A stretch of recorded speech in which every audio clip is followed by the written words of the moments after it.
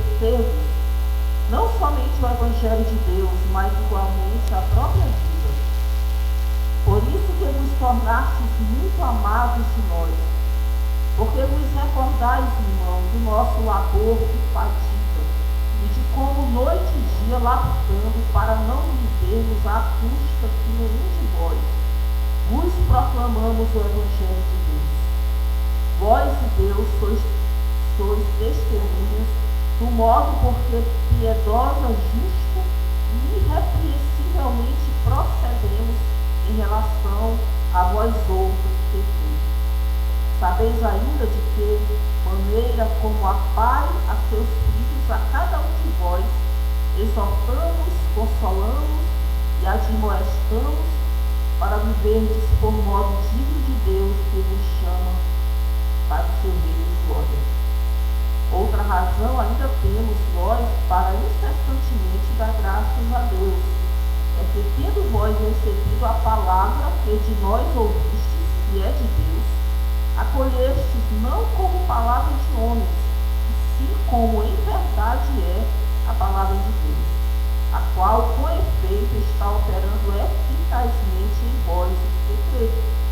Tanto é assim, irmãos, que vós tornastes imitadores das igrejas de Deus existentes na Judéia em Cristo Jesus, porque também padeceste da parte dos vossos patrícios as mesmas coisas que eles, por sua vez, sofreram dos judeus, os quais não somente mataram o Senhor Jesus e os profetas, como também nos perseguiram e não agradam a Deus, que são adversários de todos os homens, a ponto de nos impedirem de falar aos gentios, para que estes sejam salvos, a fim de ir enchendo sempre a medida de seus pecados. A ira, porém, sobreveio contra eles definitivamente. Ora, nós, irmãos, orfanados por breve tempo de vossa presença, não porém no coração, com tanto mais empenho diligenciamos com grande desejo de ver-vos pessoalmente. Por isso fizemos ir até vós, pelo menos eu, Paulo, não somente uma vez, mas duas. Contudo, Satanás nos barrou o caminho, pois quem é a nossa esperança ou alegria ou coroa em que exultamos na presença do nosso Senhor Jesus em sua vinda? Não sois vós? Se me sois vós realmente a nossa glória e a nossa alegria. O apóstolo Paulo ele começa aqui esse capítulo falando da sua trajetória um pouco anterior, quando ele veio da cidade de Filipe. Filipe também que era na Macedônia, e muitos que estiveram aqui nos estudos filipenses, e quando nós vimos também Atos dos Apóstolos, nós sabemos o que aconteceu ali com o apóstolo Paulo, quando ele foi colocado ali na prisão, juntamente com o seu companheiro Silas. E ali eles foram açoitados, nus, amarrados.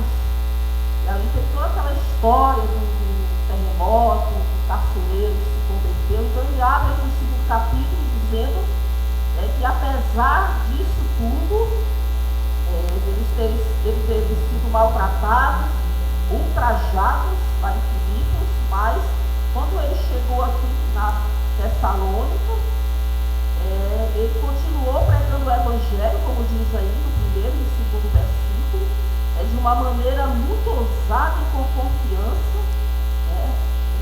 Ele anunciou aí o Evangelho de Cristo em meio a muitas lutas. E aí quando a gente olha para esse exemplo do apóstolo Paulo, como ele abre esse segundo capítulo, a gente entende que a missão, quando a missão é fiel aos propósitos de Deus, realmente ela prospera. Tanto prosperou por onde o apóstolo Paulo passou, lá em Filipos, apesar de tudo que aconteceu, mas o Evangelho prosperou, muitos se converteram, inclusive o carcereiro e a sua família. Então, apesar de tantas coisas que aconteceram, que sucederam por onde o apóstolo Paulo passou, e quando ele chegou aqui, a gente vê que o Evangelho prosperou. Independente do campo em que ele foi pregado, o Evangelho avançou. E a gente percebe que é porque é realmente o Evangelho. O Evangelho de Cristo é aquele que ele converte vales áridos em mananciais. Porque a própria palavra de Deus diz que o Evangelho é o poder de Deus.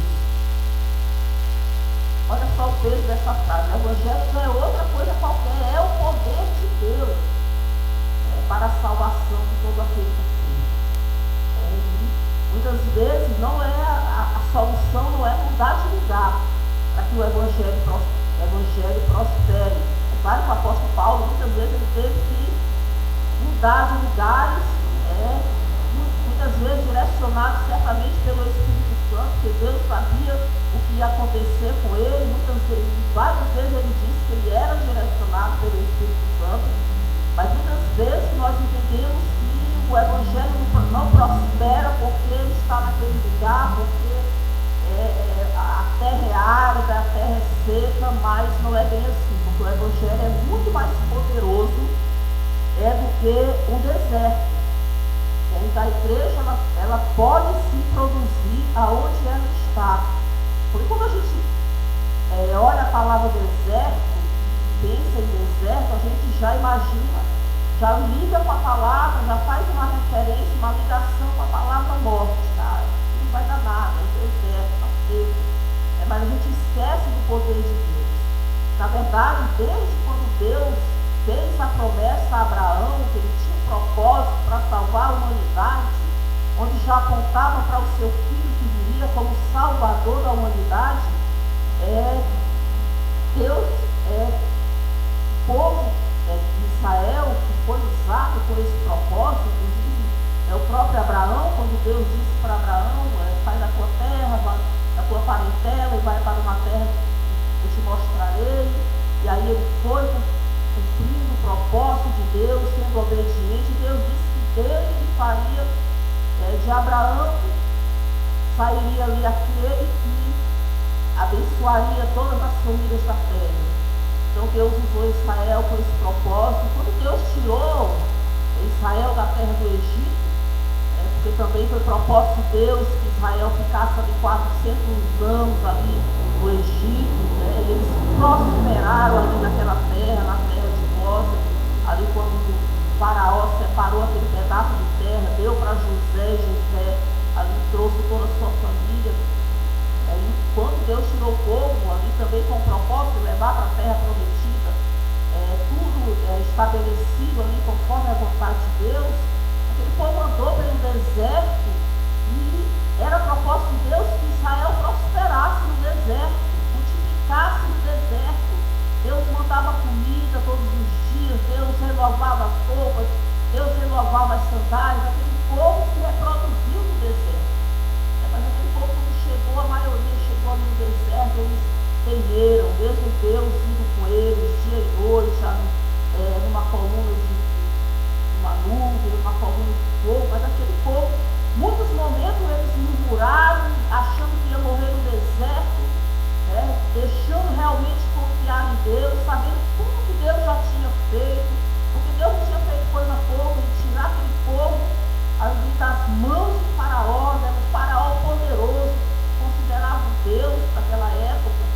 E aí tirou o povo, atravessou o Mar Vermelho, o povo via todos aqueles milagres que Deus estava fazendo. Mas o povo mesmo assim, eles temiam ali no deserto, achavam que ia morrer. Por mínimas coisas, eles diziam que queriam voltar para o Egito, onde eles iam comer as cebolas do Egito, os temperos do Egito. E assim aconteceu. Preferiam muitas vezes acreditar no relatório dos espias em que eles não iriam conseguir entrar na terra prometida, que não conseguiam ver os gigantes aos olhos materiais e não conseguiam ver espiritualmente o que Deus poderia fazer. Mas, na verdade, eu estou querendo falar com tudo isso, trazendo aqui para a carta, que nós, a igreja, como o apóstolo Paulo foi, a igreja, nós somos a igreja, e a igreja, nós somos empreendedores do reino de Deus.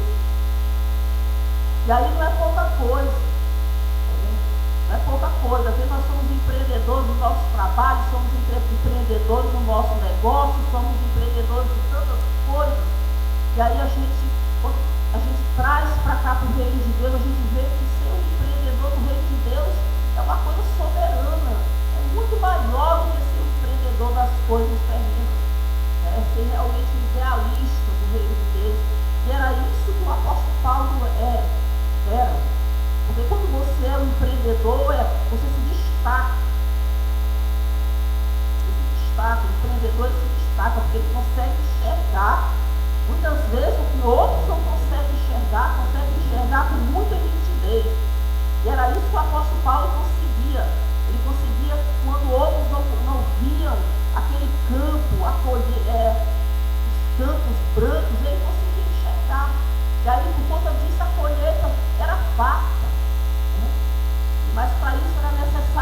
semear. E para se semear a palavra de Deus, muitas vezes tem que ser pela fé. Ele diz aqui que ele veio de lá com as costas, com o corpo quebrado, lá de Filipos, mas quando ele chegou aqui, em Tessalônica, que também não era um campo fácil, a gente vai falar um pouco daqui a mais à frente, ele conseguiu pregar o evangelho com muita ousadia e confiança. Ele poderia ter ficado desanimado, porque ele já tinha vindo uma situação ruim lá em Filipos, poderia ter ficado desanimado. Mas o apóstolo Paulo, ele conseguiu enxergar e ele tinha um propósito para levar o evangelho, levar a palavra de Deus, mesmo no ambiente hostil, no ambiente seco, numa terra seca, mas ele lançava a semente pela fé, porque sem fé não há milagre. Sem fé não há milagre. A palavra de Deus é clara sobre isso. E o reino de Deus, então, quando a gente olha aqui para as cartas do apóstolo Paulo, que nós temos estudado esses tempos, a gente percebe que não há crise no reino de Deus. Estamos vivendo tempos ruins, é o que se fala. Hoje, quem mais está vivendo tempos bons? Na boca das pessoas, a coisa está feia. Mas eu penso que não há crise para semear a palavra de Deus, para levar a palavra de Deus e para nós sermos realmente empreendedores do reino de Deus. E aí, ele diz aqui, a partir do versículo 3, pois a nossa exortação não procede de engano, nem de impureza, nem se baseia em dolo. Pelo contrário, visto que fomos aprovados por Deus, a ponto de nos confiar a Ele o Evangelho. Assim falamos, não para que agrademos a homens, e sim a Deus, que prova o nosso coração. A verdade é que nunca usamos de linguagem de bajulação, como sabeis, nem de intuitos gananciosos. O apóstolo Paulo diz que se sente aqui um homem aprovado por Deus para anunciar o Evangelho. Ele fala sobre isso. Ele sentiu que ele não era coisa pouca, não. Ele se sentia aprovado por Deus para levar o Evangelho. E por conta disso, o apóstolo Paulo, ele tinha um posicionamento claro sobre o Evangelho de Deus. Ele tinha uma proposta, uma postura convincente do que era o Evangelho de Deus, do que era ser filho de Deus. E a gente percebe pela vida dele que o projeto de Deus era o projeto dele. Não, isso, uma coisa e outra não andavam separados. Isso era muito claro na vida dele. E definitivamente, o objetivo que ele deixa claro aqui nesse versículo não era agradar pessoas, mas fazer a vontade de Deus. Fazer a vontade de Deus. Ele tinha realmente uma consciência do seu chamado para participar da obra redentora de Deus, e ele fazia isso com muita excelência. Tinha um caráter ético. Ele diz aqui que ele nunca usou de linguagem de bajulação, não teve intuitos gananciosos sobre o Evangelho. Então, isso é muito importante. Ele tinha esse caráter ético firme. Ele reluziu, foi uma luz da sua trajetória, e ainda é para nós esse exemplo. Inspirou multidões, assim como também nos inspira hoje. Ele chegou ao ponto de dizer: olha, sede meus imitadores, como eu sou de Cristo. Então a gente via na vida desse homem realmente uma vida de integridade. É uma coisa muito importante na vida da igreja, dos filhos de Deus, porque o nosso testemunho como cristão fala muito mais alto em qualquer lugar. Não é teoria, mas realmente é ação. O nosso testemunho ele fala mais alto na nossa casa, no nosso lar, no nosso trabalho, ali no açougue, quando nós vamos comprar alguma coisa, com a nossa vizinhança. Ele precisa falar mais alto. A gente vê isso na vida do apóstolo Paulo.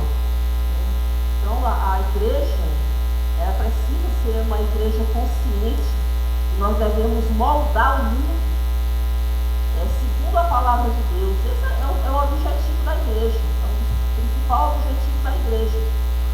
Não se deixar moldar não ao contrário, não vou nem falar, mas não ao contrário. Por isso ele fala lá naquela fala lá de Romanos 12:2, né?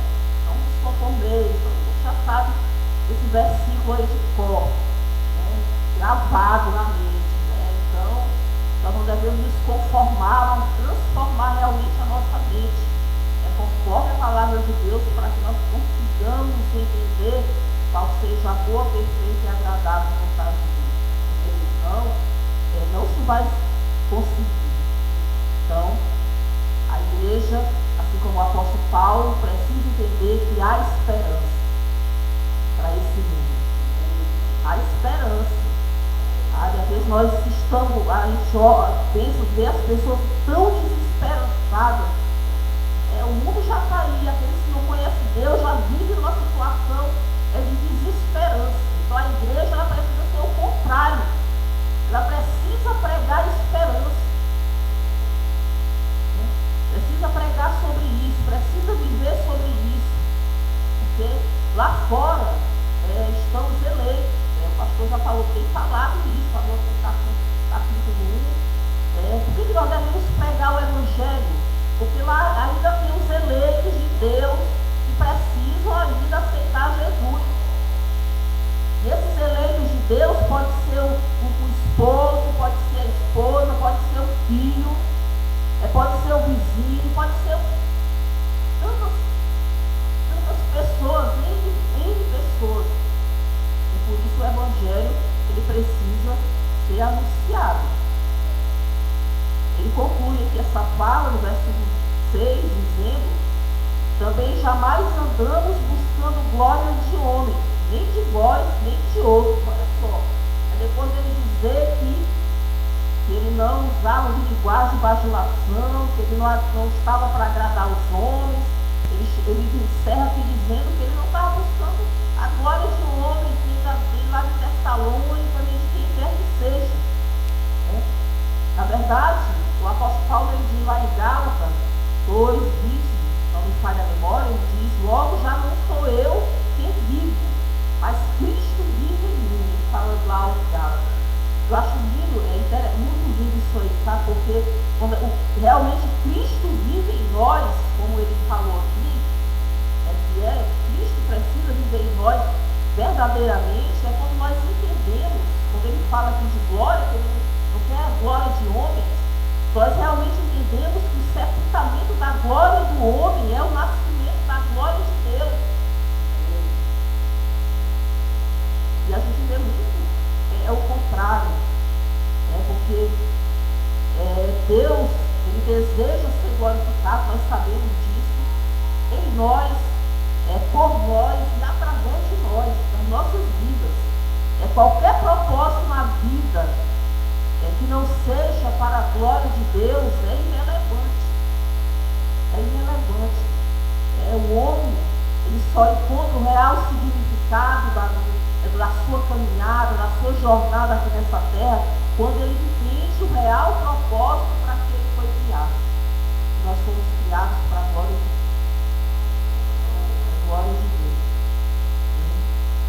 E quando nós entendemos isso, nós fomos criados para a glória de Deus, nós caminhamos pela motivação correta. Talvez muitos hoje estão na igreja, a gente sabe disso. O próprio apóstolo Paulo, Pedro falou sobre isso, falsos mestres, falsos profetas, tantas coisas, que a igreja seria transformada num balcão de negócio. Então, muitos caminham com essa motivação errada. E aí, quando nós temos esse entendimento, a nossa vida realmente vai convergir para o propósito correto, de ter uma vida realmente de filhos de Deus, viver para a glória de Deus, viver para levar o evangelho, para viver uma vida realmente de filhos, e não viver para uma mera religiosidade, também isso aí tem matado a igreja, tem adoecido a igreja, viver uma religiosidade. Acho que quando a gente olha, por exemplo, de Jesus, a ênfase de Jesus não foi na religião, não foi nas tradições, é porque o judaísmo, ele se tornou vazio. Quando Jesus criticou muitas vezes alguns fariseus, o judaísmo tinha se tornado vazio, ele tirou o foco de Deus e colocou o foco nos rituais. E por isso Jesus ele criticou isso, a nova aliança, né? Quando a gente estudou aqui Hebreus, veio mostrando isso. Né? A religiosidade afastava o homem do real propósito de Deus e afasta. O apóstolo Paulo ele teve essa consciência. Ele entendeu isso quando a gente estudou na Filipenses, no capítulo 3, quando ele faz ali a sua autobiografia, que ele disse que era fariseu dos fariseus. Né? Mas aí ele disse que tudo isso ele tinha se transformado em lixo. Quando a gente lê aqui, só voltando aqui um pouco, ele diz aqui: mas o que para mim era lucro, isto considerei perda por causa de Cristo. Sim, deveras, considero tudo como perda, por causa da sublimidade do conhecimento de Cristo Jesus, Deus Senhor. Ele fala isso depois ele relatar tudo que ele foi, que ele era zeloso, quanto ao zelo, ele foi perseguidor da igreja, ele tudo se transformou em lixo pelo conhecimento que ele veio a ter realmente de quem era o Cristo Jesus, a quem ele perseguia. E aí a gente vive assim para que a gente mais na frente não venha olhar para trás e ver que nós não construímos nada. Qual foi o meu legado? Qual foi a minha herança? A gente precisa ter esse cuidado, porque quem sabe se a gente não tivesse cuidado, mais lá na frente nós vamos olhar para trás e ver o que fizemos realmente não foi para promover a glória de Deus, mas muitas vezes a nossa própria glória, o nosso próprio ego, e realmente Deus, ele abate essas coisas. Né? O próprio apóstolo Paulo, ele diz lá em 2 Timóteo, quando ele está encerrando aqui a sua vida, a sua trajetória, segundo os estudiosos, essa foi a última carta do apóstolo Paulo, ele escrevendo lá em 2 Timóteo 4, 7, 8, ele diz: combati o bom combate, completei a carreira, guardei a fé. Já agora a coroa da justiça me está guardada, o qual o Senhor reto juiz me dará naquele dia. E não somente a mim, mas também a todos quanto amam a sua vida. Olha só, né? Você chegar lá no final, você dizer: olha, eu combati o bom combate. Eu vi essa frase, eu não era convertida quando eu vi essa frase escrita no cortejo fúnebre. Foi da minha sogra, eu considero a minha mãe espiritual, que ela me falou pela primeira vez no Evangelho.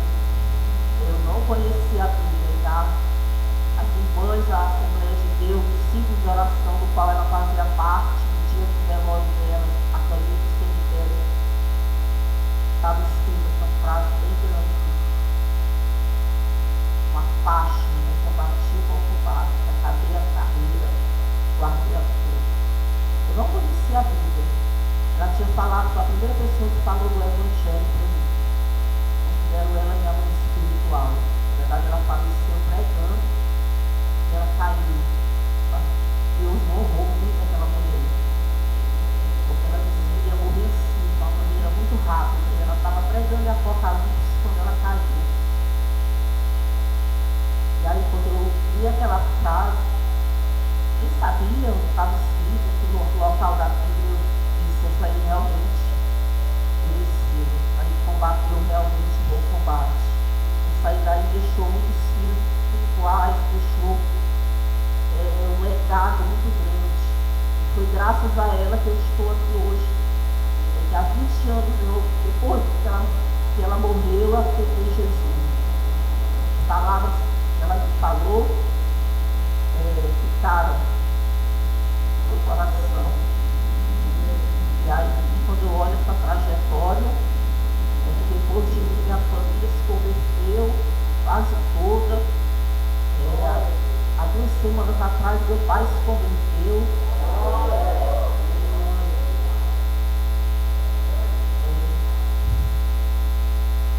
Estou um pouco emocionada, mas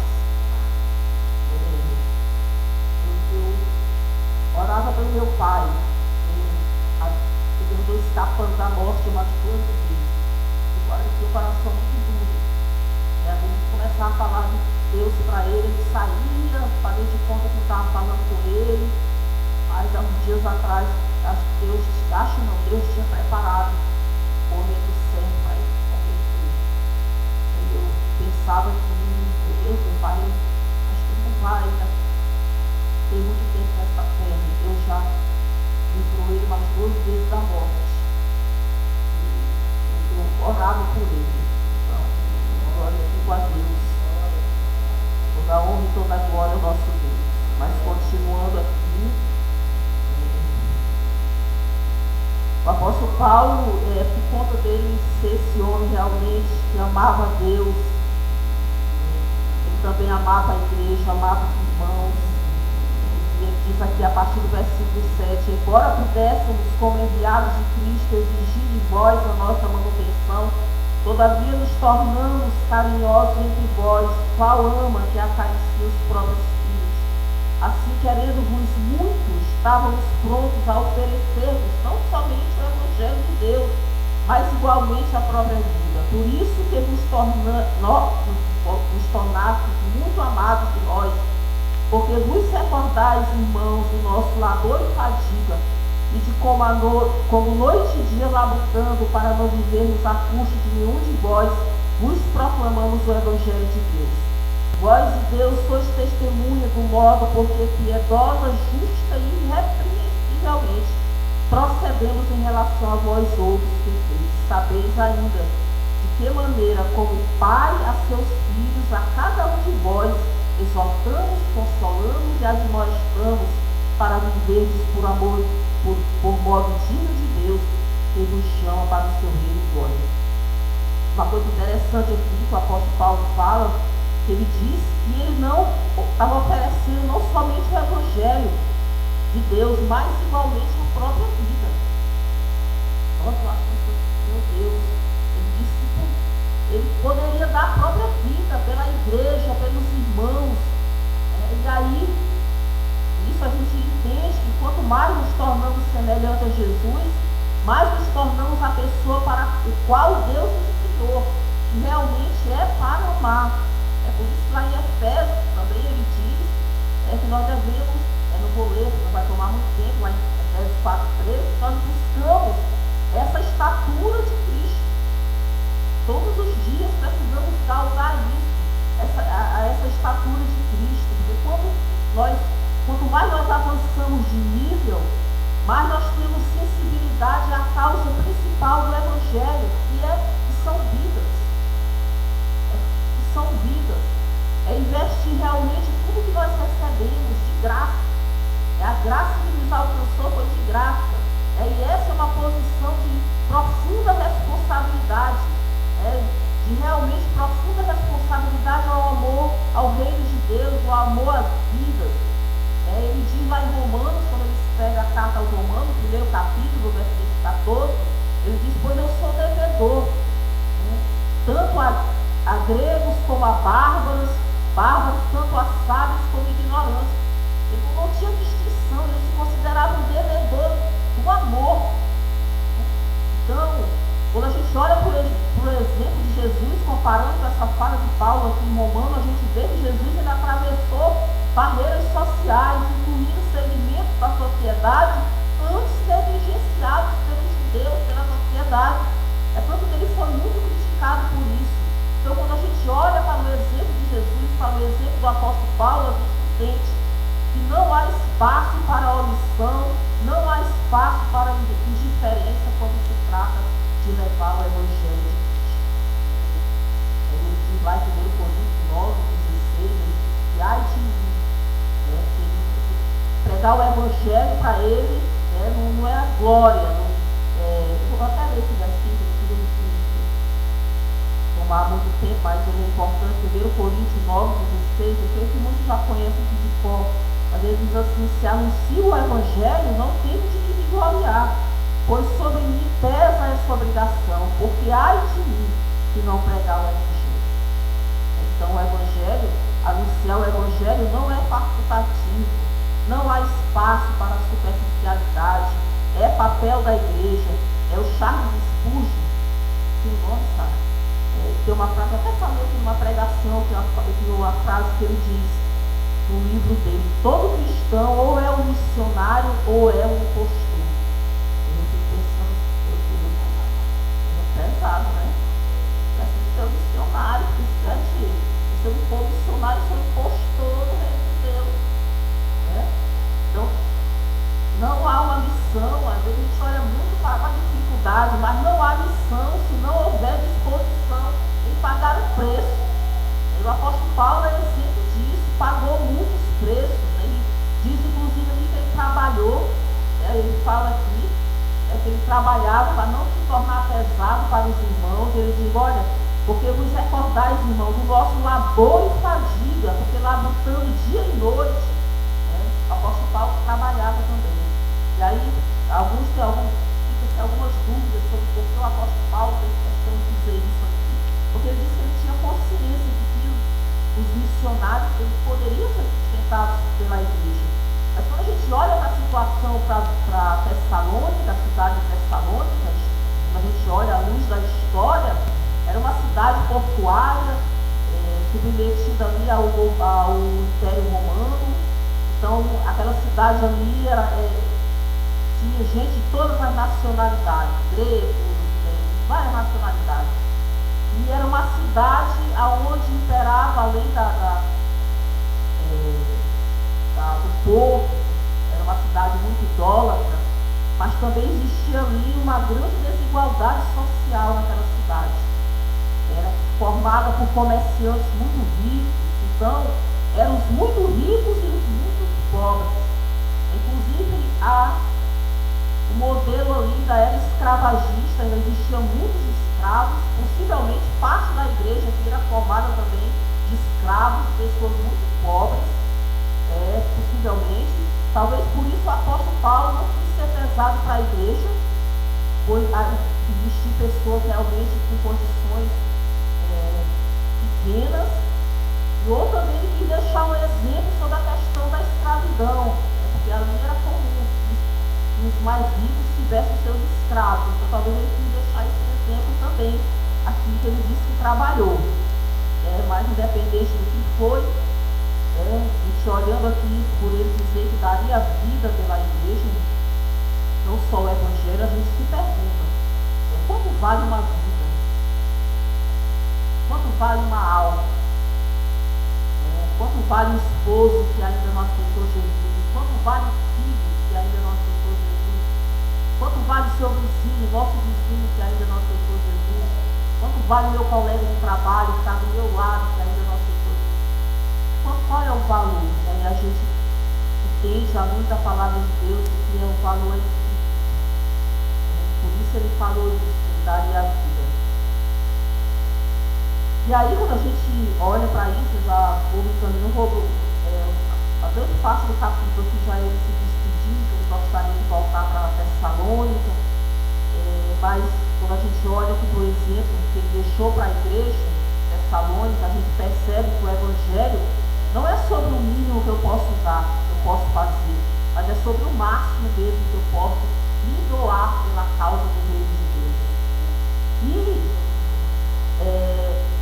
E a gente vê esse reflexo aqui, nos frutos dessa igreja. Olha só o que ele diz aqui no versículo 13. Outra razão ainda temos nós para incessantemente dar graças a Deus. 2 pontos. É que tendo vós recebido a palavra que de nós ouvistes, que é de Deus, acolheste não como palavras de homens, e sim como em verdade é a palavra de Deus, a qual com efeito está operando eficazmente em vós os que credes.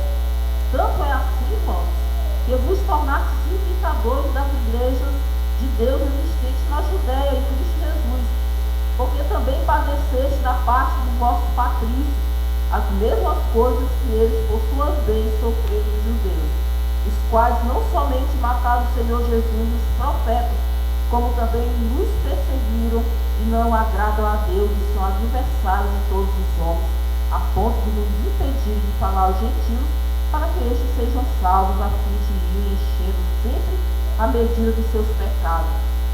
A ira, porém, sobreveio contra eles definitivamente.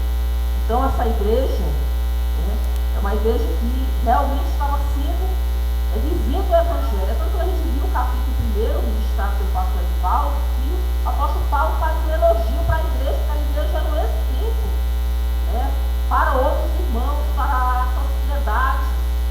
Então, aquela igreja ela tinha levado, realmente absorvido, tinha entendido que a palavra era de Deus, que a palavra não era do apóstolo Paulo. E a partir disso, viu os reflexos e os frutos visíveis na vida daquela igreja. Aquela igreja tinha um coração realmente posicionado em Deus, na palavra de Deus, posicionado como vencedores, não como derrotados, tinham entendido realmente o real significado do que era serem filhos de Deus. Isso realmente é uma posição privilegiada, quando nós entendemos que somos filhos de Deus. Quando nós entendemos isso, como essa igreja certamente entendeu, isso leva a que nós venhamos sempre a evoluir e não retroceder. Não retroceder. Nós evoluímos na maturidade espiritual, nós evoluímos no nosso caráter, nós evoluímos nas práticas das boas obras, nós evoluímos diante dos desafios. Ele diz aqui que essa igreja também foi perseguida, assim como os irmãos lá da Judéia foram, porque o principal inimigo da igreja era o próprio judeus, como ele diz aqui. Eram os próprios judeus, porque eles não queriam que o evangelho chegasse até os gentios. Inclusive aqueles que se converteram ainda tinham esse bloqueio. Precisou o apóstolo Paulo falar muito sério, como ele fala lá em Gálatas, como ele chama também a atenção do apóstolo Pedro. Esse evangelho era para todos. Então, a igreja, mesmo perseguida, mesmo sofrendo desafios, perseguições, aquela igreja era uma igreja perseverante. Então, nós crescemos na perseverança, crescemos na alegria de viver como igreja. Como é bom a gente viver como igreja, não é? Só igreja não se faz parte, a gente fala muito através de Deus, sabe? Pelo menos eu sou assim, eu creio que todos nós somos, né? A alegria de viver a igreja, a alegria de viver o corpo de Cristo, a comunhão realmente do corpo de Cristo, a alegria de viver o contentamento da salvação. Então, o conhecimento da verdade nos levou a realmente aquelas práticas que o apóstolo Paulo elogia aqui.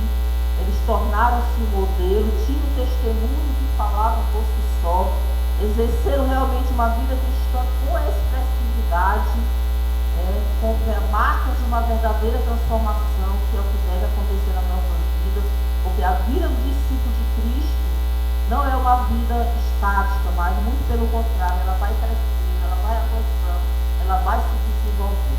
Amém? E aí nós vamos encerrar por aqui, porque a partir do versículo 17 ele vai fazer as considerações finais. Ele vai dizer que gostaria muito de voltar naquela igreja, mas o Satanás o impediu, não explica aqui porquê, mas de alguma maneira ele foi impedido de voltar naquela igreja. E fique esse capítulo, nosso entendimento. No próximo capítulo também, todas essas duas cartas são maravilhosas. Vamos ter falando aí da segunda vida de Cristo. Então, esse primeiro e segundo capítulo aí fazendo realmente um alerta que ele vai falar sobre a vida de Cristo. Então, os irmãos fiquem atentos, leiam a carta para quando chegar aqui para saber, para ter o norte do que vai ser falado. Realmente, vocês escolheram a melhor parte. Obrigado, pastor Edivaldo.